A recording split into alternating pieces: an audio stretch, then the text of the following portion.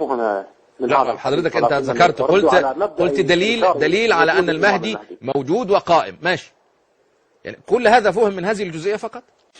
نعم، لأنه لم يرد في هذه الأحاديث وهي كثيرة صحيح، والصحيح فيها كثيرة جدا، ولكن لم يرد فيها بأنه حي أو ميت، نعم، أو غائب، أو أنه سوف يولد في آخر الزمان، بل قيل بأنه يبعث في آخر الزمان، والبعث هنا لا يدل على الولادة في آخر الزمان. ولكن هنا نتحدث عن إثبات وجوده وتثبيت حقيقة مبدأ وجود الإمام صلوات الله وسلامه عليه. طيب يرد عليك فضيلة الشيخ عدنان، يعني عفوا عشان نهاية الحلقة بس عشان تستقيم الأمور، تفضل شيخ. الحمد لله والصلاة والسلام على رسول الله وعلى آله وصحبه. أما بعد،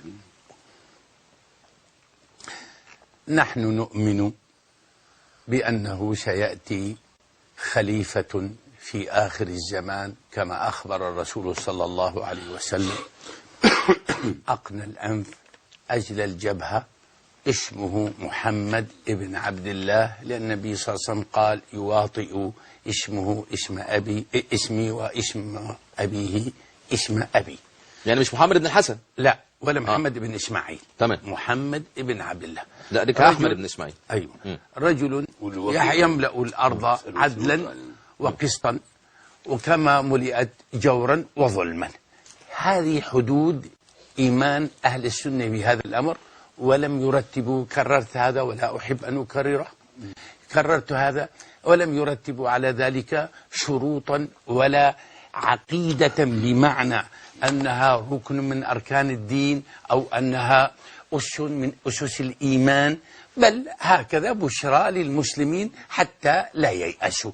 ولا يعني هذا كما يشير دائما الأستاذ عبد العال إن هذا استهزاء بهذا الأمر، لا، هي بشرى من البشرى، كما بشر الرسول صلى الله عليه وسلم في آخر الزمان بأمور كثيرة، وهذه بشريات ودلالة على نبوة النبي صلى الله عليه وسلم وإخباره ببعض الغيب الذي أخبر به الدجال وعيسى ابن مريم عيسى وغير ذلك. ويأجوج ومأجوج. يأتي زمان على الناس يشربون الخمر يسمونها بغير اسمها.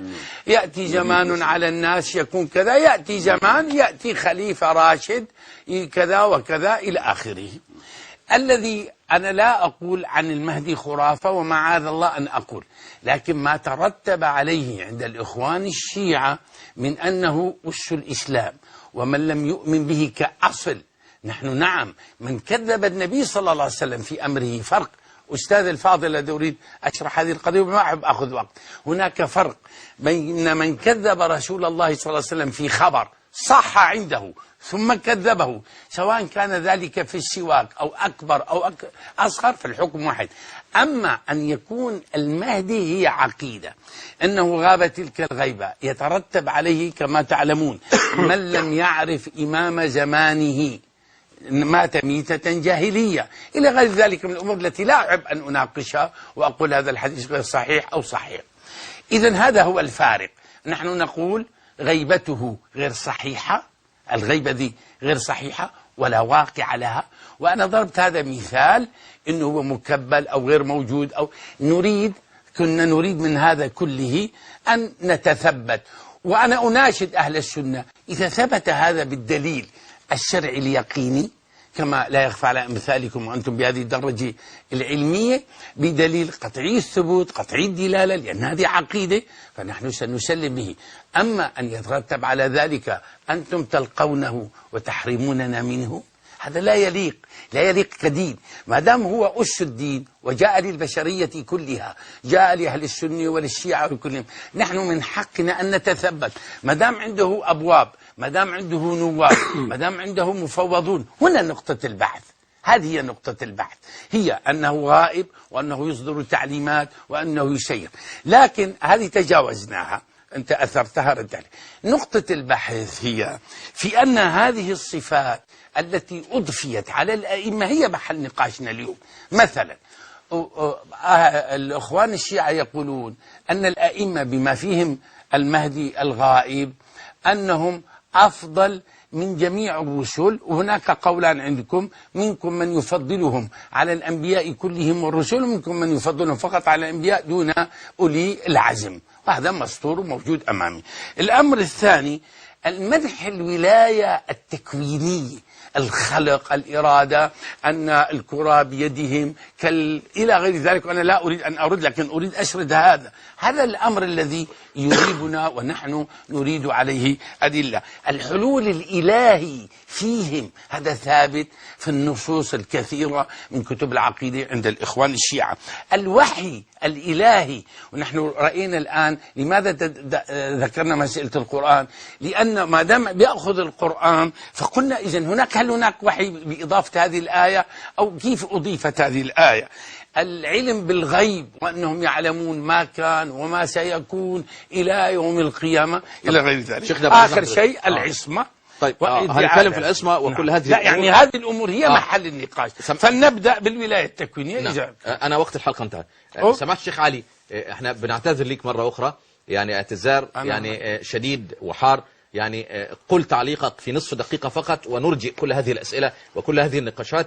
وقت الحلقة انتهى منذ 5 دقائق، فلو لك تعليق في نصف دقيقة تفضل. نعم، أنا فقط سوف أعلق على العصمة والولاية التكوينية، وأقول نعم لأن الأئمة صلوات الله وسلامه عليهم وهبوا الولاية التكوينية ومعصومون من قبل الله لذلك. وغدا إن شاء الله سوف أشرح تعريف العصمة وما هي الولاية التكوينية شرعا في الشريعة. طب السيد عبد العال له سؤال لك. السيد عبد العال له سؤال لك. تفضل. أولا مرحبا بالدكتور علي الهاشمي. دكتور علي، جاءني اتصال من العراق من أخ متصل بالمرجعية، وقال إن حضرتك لم تحصل على لا دكتوراه من قم ولا دكتوراه من النجف، وأنك لم تحصل على إجازة اجتهاد من أحد، فحضرتك عايزك ترد على ذلك بالأدلة إن شاء الله رب العالمين. حضرتك الشهادات بتاعتك، ثانيا درجة الإجازة للاجتهاد إن شاء الله على يد من؟ بارك الله فيك. وفيك بارك الله. تفضل. نعم، أولا أنا لست هنا في مناقشة رسالة الدكتوراه، ولا أتوقع بأنه ضروري جدا مناقشة رسالة الدكتوراه والماجستير التي لدي، ولكن إن طلبتها القناة مني بشكل رسميا فأنا سوف أقدمها إلى القناة، وكذلك أطلب ما هي المؤهلات التي أهلتك لكي تكون شيخا شيعيا تناظر على يد من يعني أيضا. إجازة الإجتهاد على يد من. أشكر لك هذا الرد سماحة السيد علي، ونأسف لأننا يعني تدخلت معنا مؤخرا وكنا نود أن الاستفادة بك وإخواننا الشيعة يستفيدون من علمك. شكرا لك، وغدا ننتظرك من بداية الحلقة إن شاء الله تعالى. مشاهدينا الكرام، يعني انتهى وقت الحلقة. غدا نناقش العصمة، إحدى صفات الأئمة، ولعل العصمة هي التي أدت إلى هذا الغلو الشديد في الأئمة، لأن يعني العصمة حينما قال بها الإخوان الشيعة يعني ادعوا هذه العصمة لأئمتهم، يعني إذن كل ما يصدر عنهم لابد وأن يكون صحيحا، لأن هذا معصوم، هذا لا يخطئ أبدا. وأنا في تقديري كعلم، يعني ما ليش دعوه بالمناظرة، يعني أن هذه العصمة يعني بهذا القدر يعني هي عيب للأئمة وليست ميزة. كيف؟ يعني كوني أن أكون معصوما ولا أخطئ بإرادة الله، فأين هنا يعني الإحساس بلذة الطاعة من قبل الله تعالى؟ يعني مسألة مهمة جدا لازم نفكر فيها. يعني شوف العصمة حينما نسبت للأئمة ويعني رتب عليها كل هذا الغلو فيهم وكل هذا التصديق لهؤلاء الأطهار الأبرار، يعني أين هذه الميزة في أن أكون معصوما ولا أخطئ بأمر الله؟ هذا ما فكرت فيه مليا. أشكر لكم حسن المتابعة، ولا يفوتنا أن نركز أو نعلق غدا إن شاء الله على قاعدة قالها الشيخ الشيعي سماحة السيد علي الهاشمي، وهي أنه ما ليس عليه دليل لا يعني أنه ليس بموجود. هذه القاعدة خطيرة جدا، أذكر بها فضيلة الشيخ عدنان للتعليق عليها غدا، لأن هذه المسألة يعني ما ليس عليه دليل ليس هو بموجود. إذن أي بني آدم يقوم يحلم بحاجة يروح حاططها عقيدة في الدين وأصل من أصول الدين. هذه مسألة خطيرة جدا، والمولى عز وجل يقول: يا أيها الذين آمنوا لا تقدموا بين يدي الله ورسوله. انتهت المناظرة اليوم. أشكر ضيفي الكريمين فضيلة الشيخ عدنان العرعورة المشرف العام على جميع السنة النبوية. شكرا لك يا شيخ. سلام، أهلا وسهلا بكم جميعا. أشكر باسمكم الشيخ الشيخ عبد العال سليمة، شكرا لك. شكرا ومرحبا بالشيخ عدنان. نعتذر أخونا الشيخ الشيخ صفاء العوادي، يعني كنا نود أن نستمع إلى مداخلته التي اعتدنا عليها يوميا. يعني وإلى حديثه، لكن ضيق وقت الحلقة. ويعني السيد عبد العال كان منفعلا اليوم وصوته عال، واخد بالك. نرجو ألا يترافع في المحكمة، إنما هي مناظرة علمية، لابد أن كما اتفقنا أن تتسم بالهدوء، لأن كل منا يؤدي يعني أو يدلي بدلوه طبقا لعقيدته ومنهجه. شكرا لكم، سلام الله عليكم ورحمته وبركاته.